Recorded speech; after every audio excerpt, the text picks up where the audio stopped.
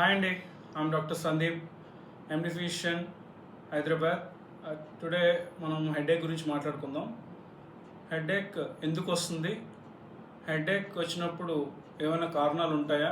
ఏ కారణాలు లేకుండా కూడా హెడేక్ వస్తుందా? అలాగే ఏ హెడేక్స్లో డాక్టర్ని కన్సల్ట్ చేయాలి?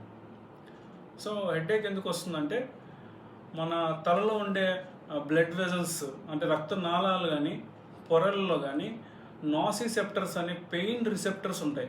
ఆ రిసెప్టర్స్ ఇరిటేట్ అయినా లేదా డ్యామేజ్ అయినా లేదా స్ట్రెచ్ అయినా కూడా ఈ హెడేక్ అనేది వస్తుందన్నమాట. సో కారణాలు ఏంటి? పర్టికులర్గా కారణాలు ఉండాలంటే కొన్నిటికి కారణాలు ఉండాలి, కొన్నిటికి కారణాలు ఏమి లేకుండానే వస్తుంటాయి హెడేక్స్.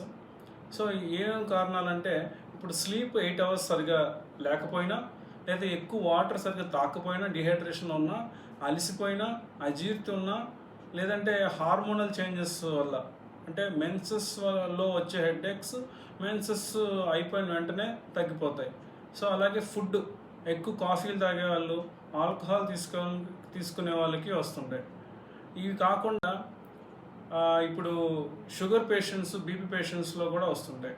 షుగర్ పేషెంట్స్లో షుగర్ తగ్గినప్పుడు హైపోగ్లైసిమియా కండిషన్లో హెడేక్ వస్తుంటుంది. అలాగే బీపీ పేషెంట్లో కూడా హెడేక్ వస్తుంటుంది. ఈ హెడేక్ తల పగిలిపోయేంతగా వస్తుంటుంది. ఒక్కొక్కసారి లోపల రక్తనాళాలు కూడా చిట్లే అవకాశాలు కూడా ఉన్నాయి బీపీ పేషెంట్స్లో. సో ఇలాంటి పేషెంట్స్ డెఫినెట్గా డాక్టర్ని కన్సల్ట్ చేయాలి. అలాగే కొన్ని ఇన్ఫెక్షన్స్ ఉన్నాయి. సో ఏంటిది? మెనింజైటిస్ లాంటి ఇన్ఫెక్షన్స్ అంటే పొరల్లో వచ్చే ఇన్ఫెక్షన్, బ్రెయిన్ పొరల్లో. సో ఈ పేషెంట్స్కి హెడేక్తో పాటు ఫీవర్ ఉంటుంది, వామిటింగ్ సెన్సేషన్ ఉంటుంది, నెక్ స్టిఫ్గా గట్టిగా అయిపోతుంది, రిజిడిటీ ఉంటుంది నెక్. సో ఈ కండిషన్లో ఇమీడియట్గా డాక్టర్ని కన్సల్ట్ చేయాలి.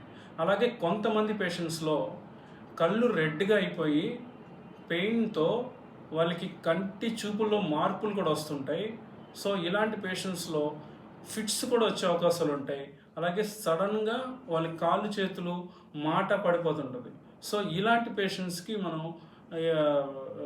ఇమీడియట్గా డాక్టర్ దగ్గరికి పంపించి అక్కడ మనం సిటీ కానీ ఎంఆర్ఐ కానీ చేస్తే ఏదైనా ట్యూమర్ని సస్పెక్ట్ చేయొచ్చు అన్నమాట. So thank you very much.